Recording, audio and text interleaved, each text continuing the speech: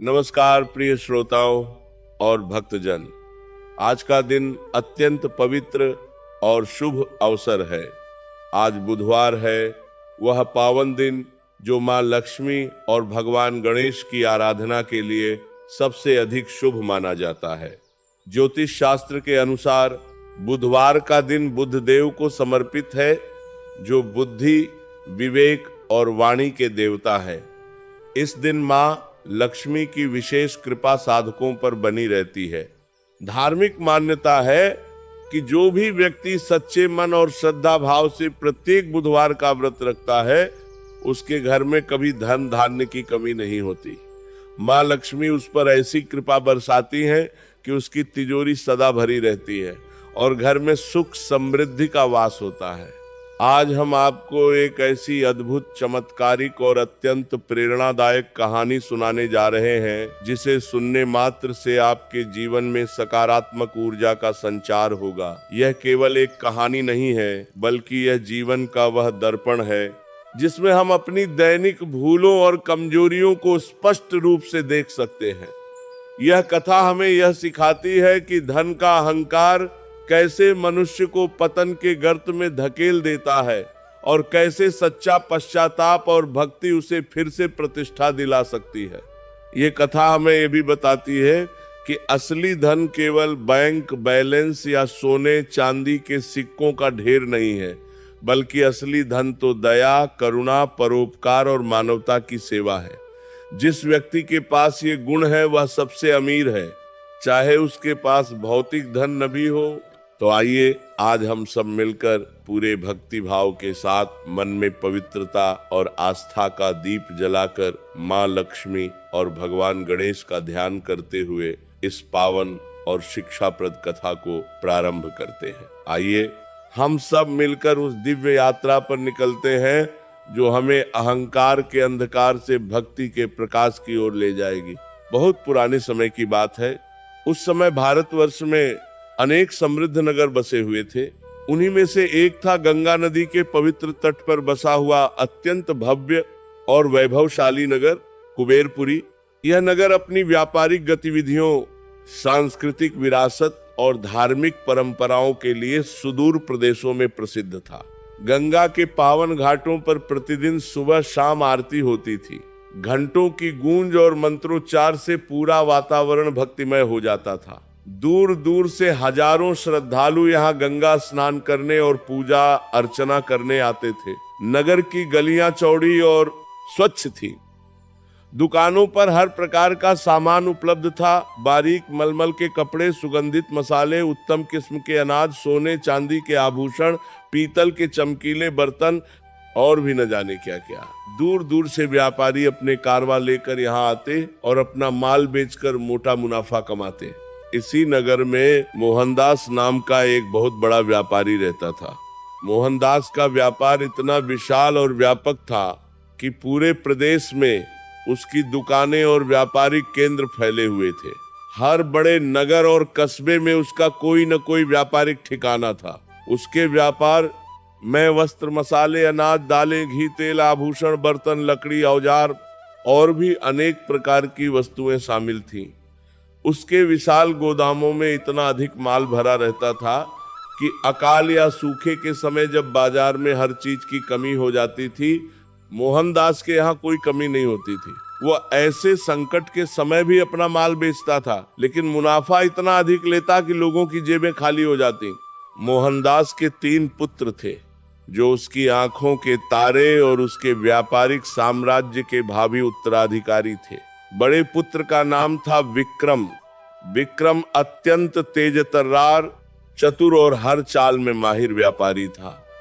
हर सौदे में वह अधिकतम लाभ निकालने की कला जानता था। उसकी गणित इतनी पक्की थी कि कोई भी उसे आसानी से मात नहीं दे सकता था। मंझले पुत्र का नाम था संजय। संजय स्वभाव से बहुत मेहनती और परिश्रमी था। वह सूर्योदय से पहले उठता और सूर्यास्त के बाद तक दुकान और गोदामों में काम करता रहता। वह हर छोटी बड़ी वस्तु का हिसाब रखता। वह माल की आवक जावक पर नजर रखता और सुनिश्चित करता कि व्यापार में किसी प्रकार की कोई कमी या लापरवाही न हो। सबसे छोटे पुत्र का नाम था देवदत्त। देवदत्त तीनों भाइयों में सबसे अलग था। वह अत्यंत संवेदनशील, दयालु और कोमल हृदय का युवक था। व्यापार की कठोरता और लालच की दुनिया में भी उसने अपनी मानवता और संवेदनशीलता को बचाए रखा था। वह अक्सर गरीबों और जरूरतमंदों की मदद करता, लेकिन पिता और भाइयों के डर से यह सब छुप कर करता था। तीनों ही पुत्र अपने अपने क्षेत्र में निपुण थे और अपने पिता के विशाल व्यापार को संभालने में पूरी लगन और निष्ठा से कार्य करते थे। मोहनदास का परिवार उस नगर के सबसे अमीर, प्रतिष्ठित और सम्मानित परिवारों में गिना जाता था। उनकी हवेली नगर की सबसे भव्य हवेलियों में से एक थी। उस हवेली में अनेक कमरे, विशाल आंगन, लंबे चौड़े बरामदे और हरियाली से भरे खूबसूरत बगीचे थे। हवेली की दीवारों पर बारीक नक्काशी की गई थी, जो उसकी भव्यता को और बढ़ाती थी। फर्श पर संगमरमर के चिकने और चमकदार पत्थर लगे थे। हर कमरे में कीमती लकड़ी का बना सुंदर फर्नीचर और बढ़िया सजावट का सामान रखा था। घर में हर समय रौनक और चहल पहल बनी रहती। दर्जनों नौकर, चाकर, दासियां और सहायक थे, जो घर के विभिन्न कामों में लगे रहते। कोई रसोई की देखभाल करता, कोई सफाई का काम संभालता, कोई बगीचे में पानी देता और कोई आने जाने वाले मेहमानों की सेवा में लगा रहता। बड़े बड़े व्यापारी, धनवान सेठ और नगर के गणमान्य नागरिक उनके यहाँ आते जाते रहते। हर समय किसी न किसी व्यापारिक सौदे की बातचीत चलती रहती। यह हवेली केवल एक आवास नहीं थी, बल्कि यह उस नगर के व्यापारिक साम्राज्य का केंद्र बिंदु थी। मोहनदास को अपनी इस अपार सफलता और असीमित समृद्धि पर अत्यधिक गर्व और घमंड हो गया था। वह अक्सर अपने मित्रों और साथी व्यापारियों के बीच गर्व से कहा करता था, यह सब जो कुछ भी तुम देख रहे हो, यह विशाल हवेली, यह गोदाम, ये धन दौलत, सब कुछ मेरी मेहनत, मेरी बुद्धिमानी और मेरी व्यापारिक कुशलता का परिणाम है। मैंने दिन रात एक करके अथक परिश्रम किया, रातों की नींदें हराम की, हर छोटी बड़ी चुनौती का सामना किया और आज इस मुकाम पर पहुंचा हूँ। किसी की मदद या कृपा से नहीं, बल्कि पूरी तरह से अपने दम पर मैंने यह सब हासिल किया है। धीरे धीरे मोहनदास के मन से ईश्वर के प्रति आस्था और कृतज्ञता का भाव लुप्त होने लगा। उसने धार्मिक अनुष्ठानों और पूजा पाठ को समय की बर्बादी और बेकार का काम समझना शुरू कर दिया। वह अक्सर कहता, मंदिर जाने और पूजा पाठ करने से क्या मिलता है, ये तो बस अंधविश्वास है। असली पूजा तो बाजार में होती है, जहां धन कमाया जाता है। पैसा ही सबसे बड़ा भगवान है। अगर पैसा है तो सब कुछ है। जब मैं बाजार में समय बिताता हूँ तो मेरी तिजोरी भरती है, लेकिन मंदिर में बैठने से सिवाय समय बर्बाद करने के और क्या मिलता है। मोहनदास की धर्म पत्नी का नाम था सावित्री। सावित्री बिल्कुल अपने पति के विपरीत स्वभाव की महिला थी। वह बहुत ही सौम्य, विनम्र, दयालु और गहरी धार्मिक प्रवृत्ति की स्त्री थी। वह प्रतिदिन ब्रह्म मुहूर्त में उठकर स्नान करती, फिर तुलसी के पवित्र पौधे को जल चढ़ाती, उसकी परिक्रमा करती और मन ही मन प्रार्थना करती। उसके बाद वह घर के मंदिर में जाती, वहां शुद्ध घी का दीपक जलाती, सुगंधित धूप अगरबत्ती लगाती, भगवान को भोग लगाती और फिर माँ लक्ष्मी, गणेश जी तथा अन्य देवी देवताओं के मंत्रों का जाप करती। उसकी पूजा में अटूट श्रद्धा और गहन भक्ति भाव होता था। सावित्री हमेशा अपने पति और पुत्रों को धर्म के मार्ग पर चलने और अहंकार से बचने की सलाह देती। वह कोमल स्वर में समझाती, धन तो नाशवान है, यह तो माया है, आज है कल नहीं भी हो सकता, लेकिन धर्म और पुण्य के कर्म हमेशा हमारे साथ चलते हैं। मृत्यु के बाद भी हमें गरीबों की सहायता करनी चाहिए, जरूरतमंदों को दान देना चाहिए और भगवान का नाम सदा स्मरण रखना चाहिए। अहंकार मनुष्य को पतन के गर्त में ले जाता है, लेकिन समय के साथ साथ परिवार में धन की वृद्धि के साथ ही परिवार के पुरुष सदस्यों में अहंकार भी उसी अनुपात में बढ़ने लगा था। मोहनदास अब धार्मिक कार्यों को न केवल अनदेखा करता बल्कि उनका उपहास भी उड़ाने लगा था। उसके तीनों पुत्र भी धीरे धीरे पिता के ही विचारों और आदतों को अपनाने लगे थे। वे भी पैसे को ही जीवन का सबसे बड़ा सुख और सफलता का एकमात्र मापदंड मानने लगे थे। घर में जब भी कोई गरीब साधु संत या भिक्षुक दरवाजे पर भीख मांगने आता तो नौकर उन्हें डांट डपट कर और धक्के देकर भगा देते। कभी कभार सावित्री छुपकर उन्हें कुछ खाने को या कुछ पैसे दे देती, लेकिन अगर मोहनदास को इसका पता चल जाता तो वह बहुत नाराज होता और कहता, इन भिखारियों को कुछ देने की जरूरत नहीं है। ये सब आलसी लोग हैं जो काम नहीं करना चाहते और दूसरों की मेहनत की कमाई पर जीना चाहते हैं। अगर हम एक को देंगे तो कल 10 और आ जाएंगे, फिर तो ये जगह भिखारियों का अड्डा बन जाएगी। एक दिन की बात है। शरद ऋतु का मनमोहक मौसम था। आकाश बादलों से रहित और नीला था। हल्की हल्की ठंडी हवा चल रही थी। नगर में व्यापार का मौसम अपने चरम पर था। दूर दूर से व्यापारी अपने कारवां के साथ आ रहे थे और मोहनदास के यहाँ से भारी मात्रा में माल खरीद रहे थे। उस दिन मोहनदास की तिजोरी में इतनी अधिक मात्रा में सोने की मोहरें और चांदी के सिक्के जमा हो गए कि पुरानी तिजोरी में जगह ही नहीं बची। उसे एक नई और बड़ी तिजोरी बनवानी पड़ी ताकि वह अपनी बढ़ती हुई संपत्ति को सुरक्षित रख सके। उस रात मोहनदास ने अपने तीनों पुत्रों को अपने निजी कक्ष में बुलाया। सभी आरामदायक गद्दों पर बैठ गए। मोहनदास ने गर्व भरे स्वर में कहना शुरू किया, देखो पुत्रों, आज हमारे पास इतना अपार धन है कि हम इस नगर के राजा से भी अधिक धनवान और शक्तिशाली हो गए हैं। राजा को भी अपनी प्रजा से कर वसूलना पड़ता है अपना खजाना भरने के लिए, लेकिन हम तो स्वतंत्र और स्वायत्त व्यापारी हैं। हम किसी के अधीन नहीं हैं। हमारी अपनी मेहनत, हमारी बुद्धि और हमारी कुशलता ने हमें इस मुकाम पर पहुंचाया है। विक्रम ने तुरंत पिता की बात का समर्थन करते हुए कहा, पिताजी, ये सब आपकी असाधारण बुद्धिमानी और दूरदर्शिता का ही परिणाम है। आपने हर व्यापारिक सौदे में बड़ी समझदारी और चतुराई से काम लिया है। आपकी नीतियों के कारण ही हम आज इतने समृद्ध हैं। संजय ने भी सिर हिलाते हुए कहा, हाँ पिताजी, बिल्कुल सही कह रहे हैं विक्रम भाई। आपने जो व्यापारिक रणनीति अपनाई है उसी के कारण हमारा व्यापार दिन दूना और रात चौगुना बढ़ रहा है। हमारे पास अब इतना धन है कि हम कई पीढ़ियों तक आराम से जीवन बिता सकते हैं।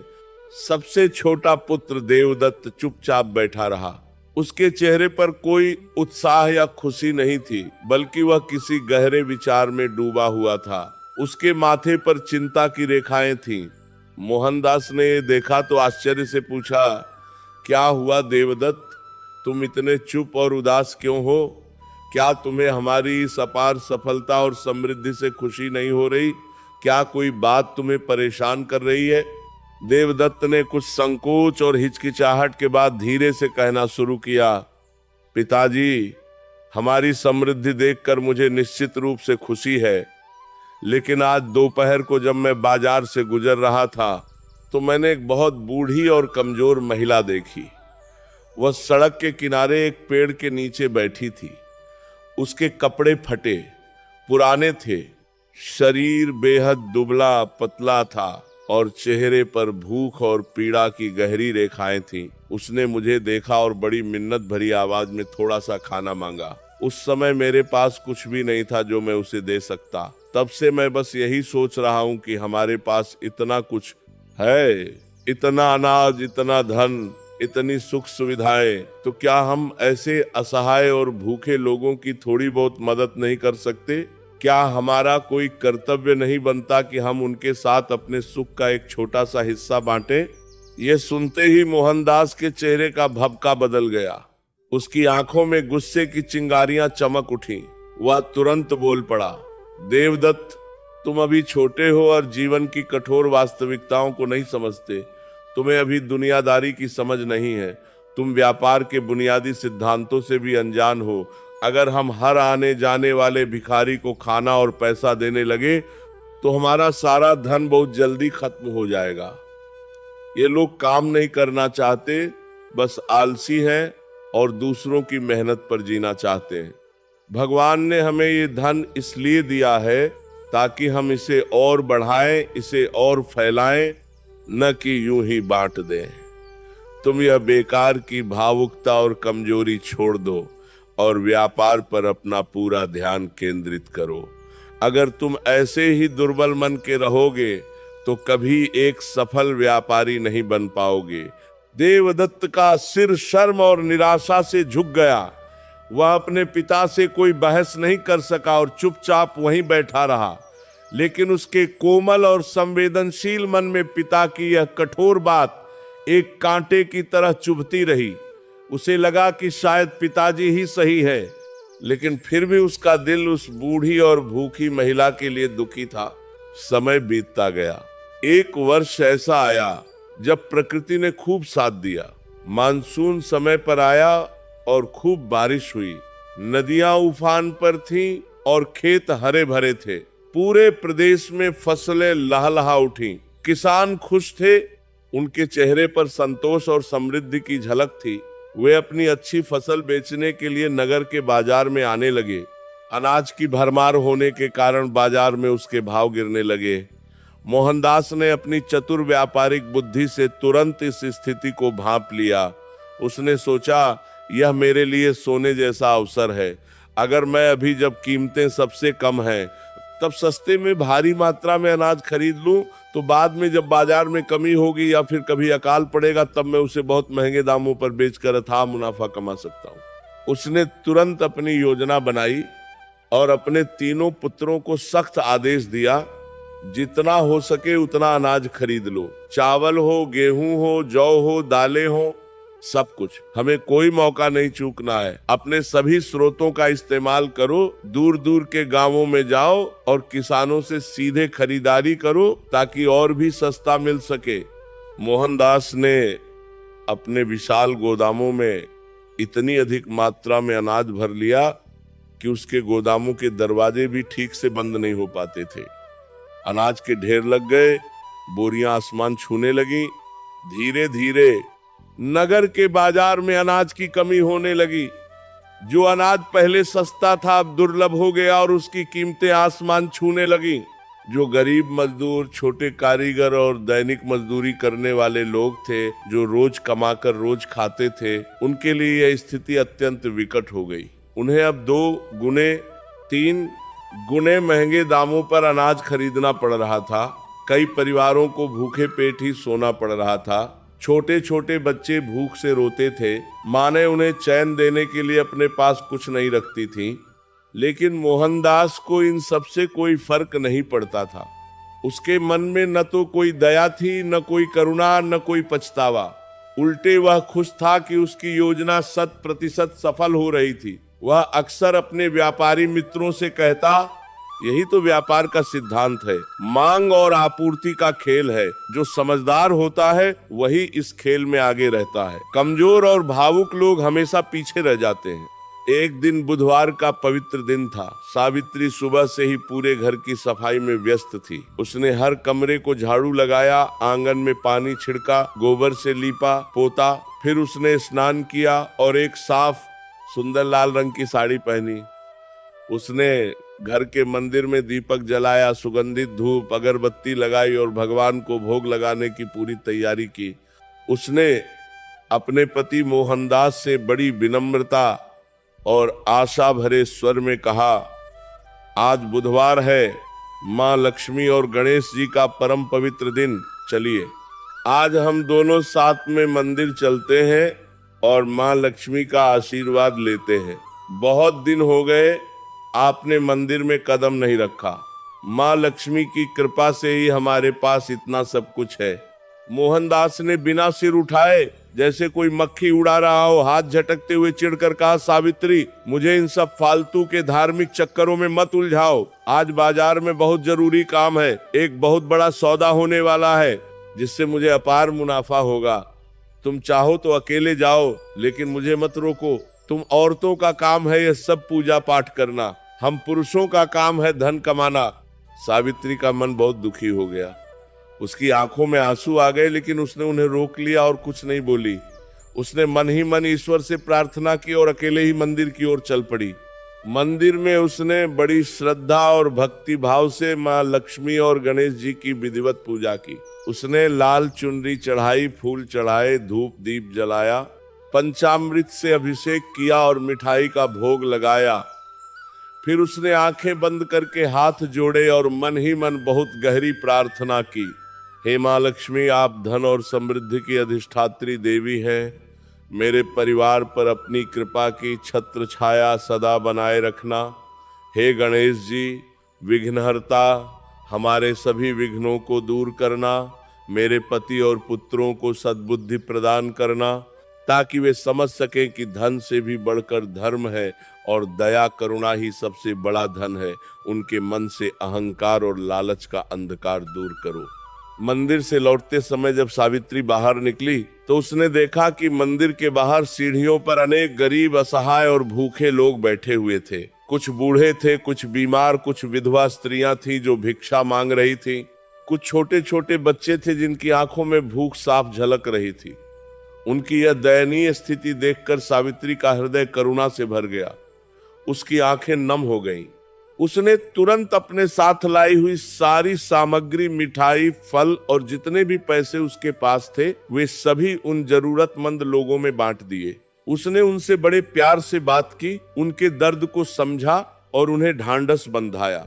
वहां एक बहुत बुजुर्ग साधु बैठे थे। उनकी लंबी सफेद दाढ़ी थी और चेहरे पर एक अलौकिक तेज था।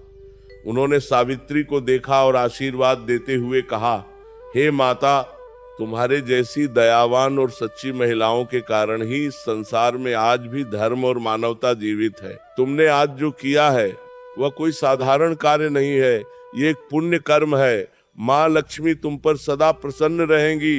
तुम्हारा यह पुण्य कभी व्यर्थ नहीं जाएगा। सावित्री ने हाथ जोड़कर उन सभी को विनम्रता से प्रणाम किया और हल्के मन से लेकिन घर की चिंता के साथ घर लौट आई।